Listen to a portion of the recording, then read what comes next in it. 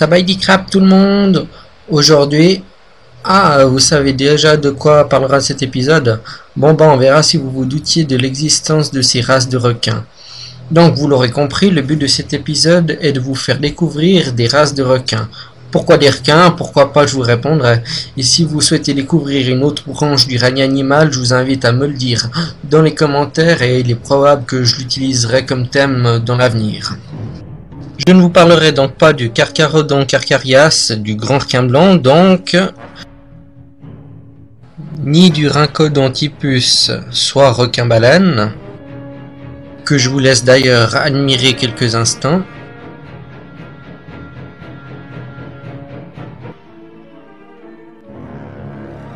Ou encore du grand requin-marteau dit Sphyrna mocaran, en tout cas pas dans cet épisode, sinon j'ai utilisé le terme grand requin-marteau, car il en existe plusieurs sortes en fait. Il existe environ 330 espèces de requins et le premier que j'ai sélectionné est le requin-lanterne.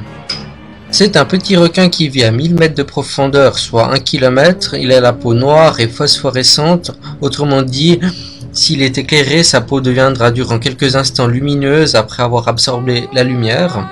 Le requin du Groenland, qui peut atteindre jusqu'à 7,30 m, vit exclusivement dans les eaux glacées du Nord et ce requin a une espérance de vie incroyablement longue de 400 ans. Sans aller trop dans les détails, l'un de ces spécimens fut capturé en 1936 et 16 ans plus tard, en 1952 donc, le requin n'avait grandi que de quelques centimètres, 6 pour être plus précis. Autrement, son métabolisme de croissance pourrait ouvrir des portes à une plus longue longévité chez l'homme. D'ailleurs, ce fut ce requin qui apparaît dans la photo annonce de cet épisode pour ceux qui se le demandaient. Le requin pèlerin, qui peut atteindre 12 mètres de long, est classé en deuxième position sur le podium des plus gros poissons au monde, après le requin-baleine bien sûr. Avec sa grande gueule, il se nourrit de plancton et autres animaux microscopiques et aussi d'algues. Le requin-scie, dont la particularité est d'avoir un corps aplati et un long rostre denté, donc un prolongement de la tête, est un prédateur nocturne qui chasse durant la nuit et qui atteint des profondeurs de 300 mètres. Le requin-tapis aime se déplacer sur le sable des fonds marins, avec un corps aplati lui aussi, il ne fut pas plus difficile de lui trouver un nom, même si son vrai nom est l'Orectorobidae.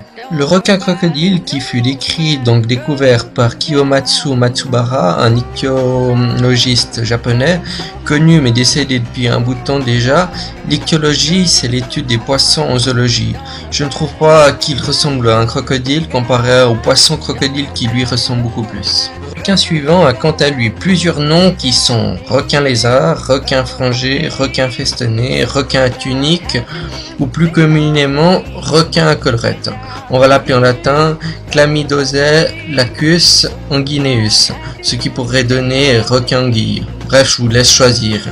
Lui aussi aime vivre dans les eaux profondes qui peuvent atteindre plus de 1500 mètres, même s'il est plus courant et surtout plus facile d'en voir entre 50 et 200 mètres.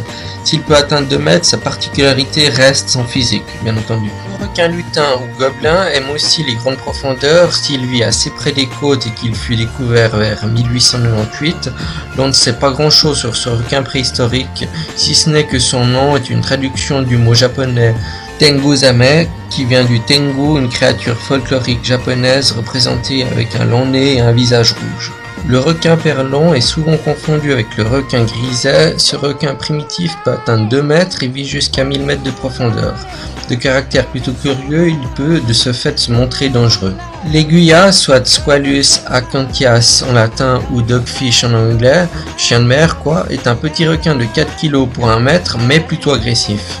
Pour terminer, je vais vous parler du requin griset mentionné plus tôt. Vivant entre 200 à 2300 mètres dans les abysses, il n'apprécie guère la couche d'eau chaude qui fait qu'il ne se trouve pas en zone de baignade. Cependant, il lui arrive de faire des exceptions pour choper des proies faciles.